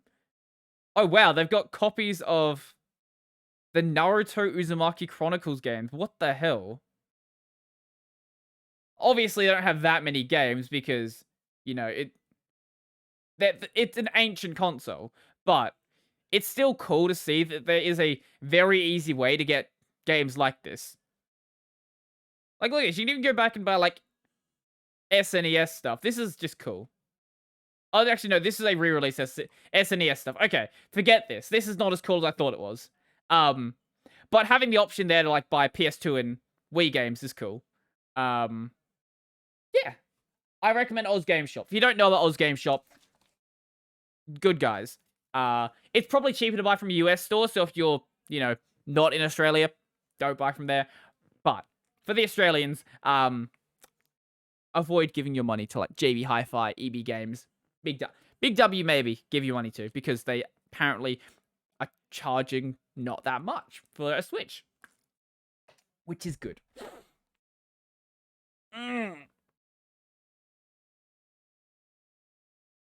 I've been sitting down way too long.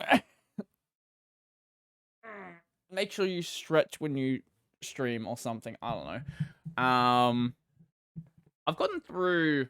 Actually, no. One topic I want to talk about. I think I got through most of the topics though. What I've been considering doing is so on Mondays. Mondays is where I usually plan out all of my videos. And I've been considering actually not doing that from home. I've been considering going back down to my old uni because I do have an alumni account, and I don't know if that works on like logging into their network. And if it does, I'm considering just taking my laptop down and working from there. I think it'd be good to like, you know, get some fresh air and not be at home all the time. Because as much as I like, you know, working from my desk, it's nice to get a different environment. Obviously, I wouldn't be able to like edit videos from that. That would be a bit difficult. I know I used to in the past. I really don't want to do that now, though. Now that I've got a good system to edit from, I don't want to go back and use it on a bad one. But if I'm going to be testing out like CLI applications and things like that, or even when I'm doing videos that aren't program related, if I'm just like doing something, let's say news related, it will be less convenient having a second screen. But I still think that it'd be beneficial to like get outside and not be here sometimes. So I'm considering it. And I've got some mates who actually either work at the uni or will actually still take classes. I've got one of my mates who's actually going back, and I think he's doing a PhD or something like that, or a master's. So he's at campus as well, and that gives me an opportunity to catch up with him as well, which I think would be nice. Obviously, I'm going there to work, so I'm not going to be like hanging out with people the entire time, but being able to meet up with people like that during the day, I think would actually be a nice change. And I think also not being at home would help me with not getting distracted, because I find that when I'm sitting like at my computer normally, I don't get distracted all the time, but I get distracted enough where it's starting to bother me. Like, where it's taking me a bit longer to get stuff done than I really would like it to. Like, I usually plan about 5 videos on a Monday, and I usually try to spend like an hour and a half to 2 hours on most of the videos. and I'm spending a bit longer than that on some of them. Some of them that, obviously some do need that. Like, if I'm doing a big research topic, for example, absolutely, I want to put, like, good time into it. But if I'm looking at a terminal application, I should be able to get that done, like, considerably quicker than that. And that's just not happening in a lot of cases. Which I consider to be a bit of a problem. So hopefully that would be one way to address that. I'm probably going to head down after my... maybe after my live stream tomorrow or something, just to check if it logs in. Or maybe I'll go down on the weekend. I'm not going to, like, go in anywhere, just so I can, like, make sure my thing actually works. If it doesn't work, then it doesn't matter. But if it does, yeah, I think it'd be, I think it'd be good. Maybe I'd even make a vlog from the campus as well. That could possibly happen. I know I talked about doing that while I was actually studying and just never really got around to it.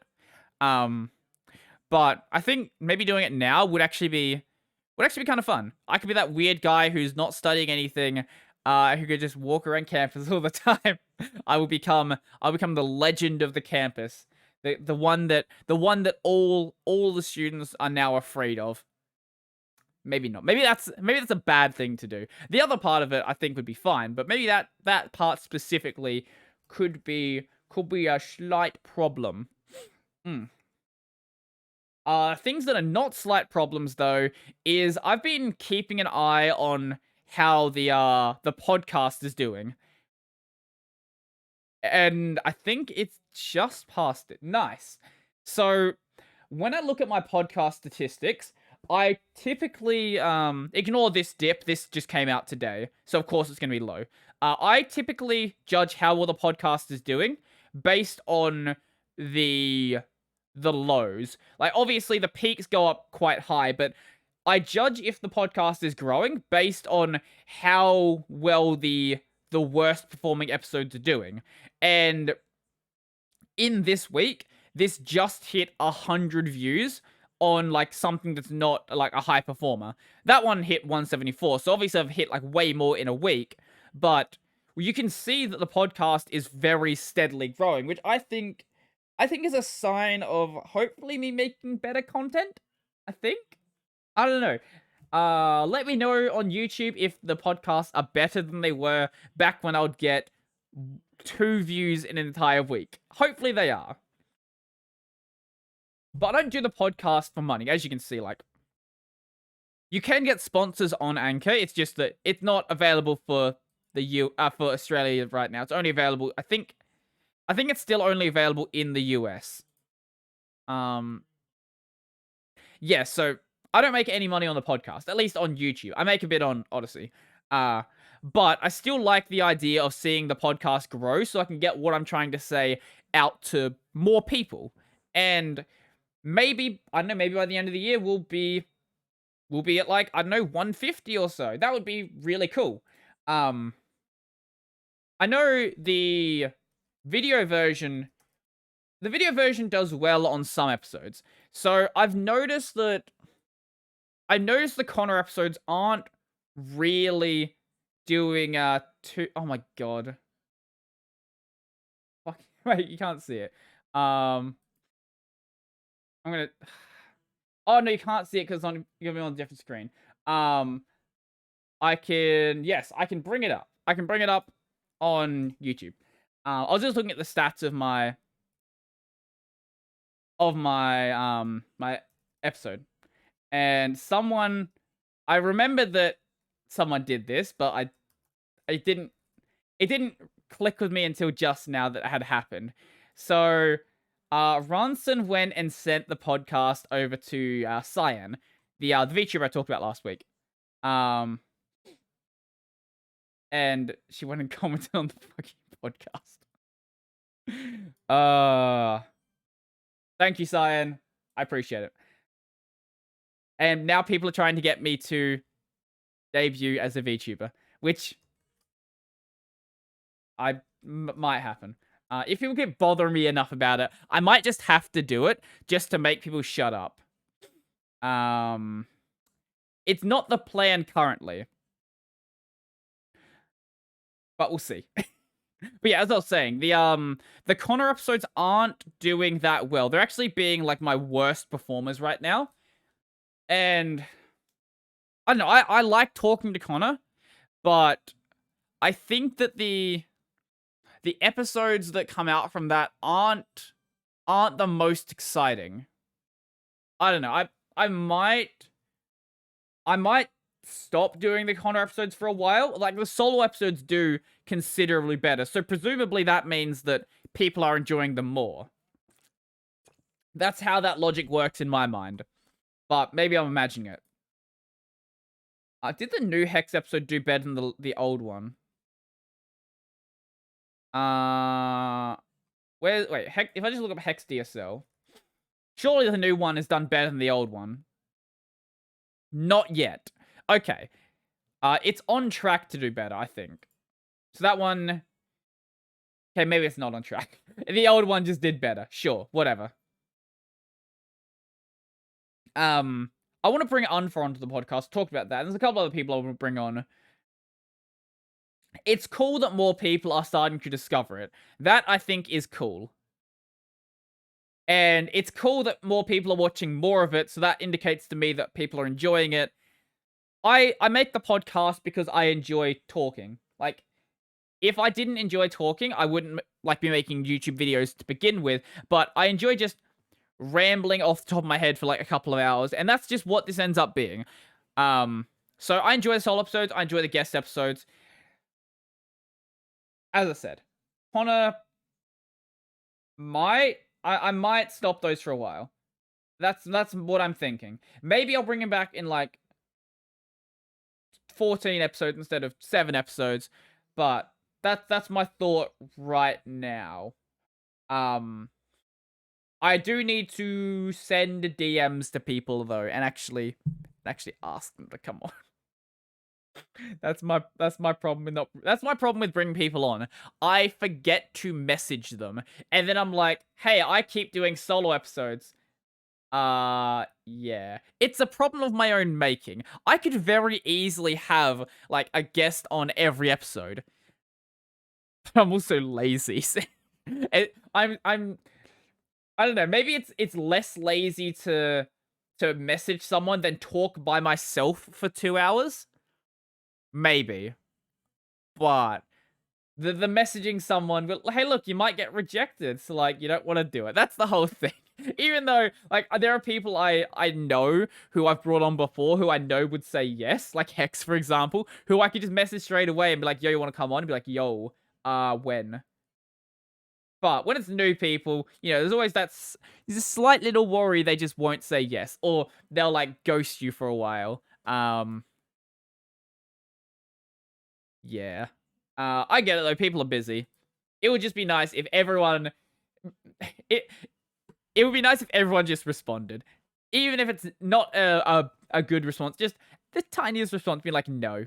Even a no, like honestly a no is better than not having any response whatsoever. Maybe someone disagrees, but I feel like at least knowing the result is something. It's something you can at least work with. What? Okay, I'm done. I just looked at Twitter and I'm done.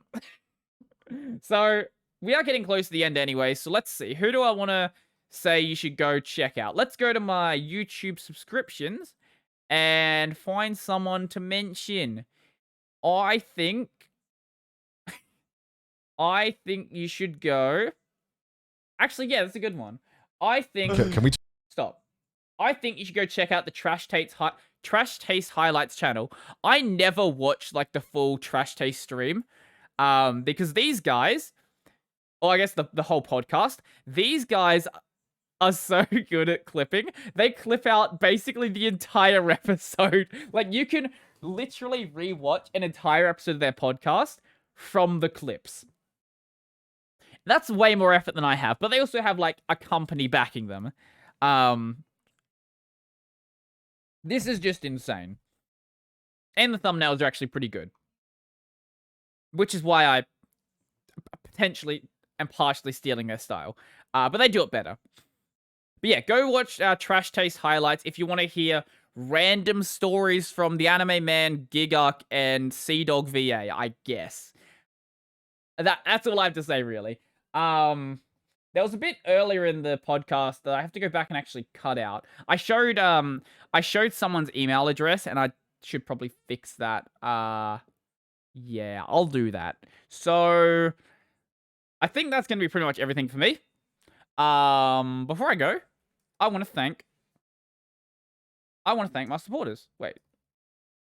Oh, my thing broke. My Vim broke because of dumb plugin stuff that I forgot to remove.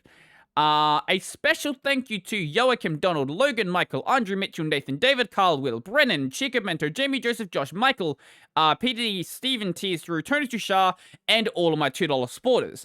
If you like to go and support work, the links down below to my Patreon, subscribe star, Liberopay, all that sort of stuff. I've got the audio version of this available over literally anywhere you can find audio podcasts. The video version is available over on Odyssey and YouTube.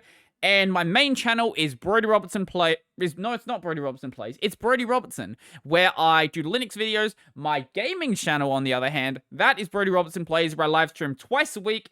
The day after this comes out, there will be probably an end of the No, the day after this comes out, there will not be a live stream, because the day this comes out, the day after this comes out, I will be up at my parents' place.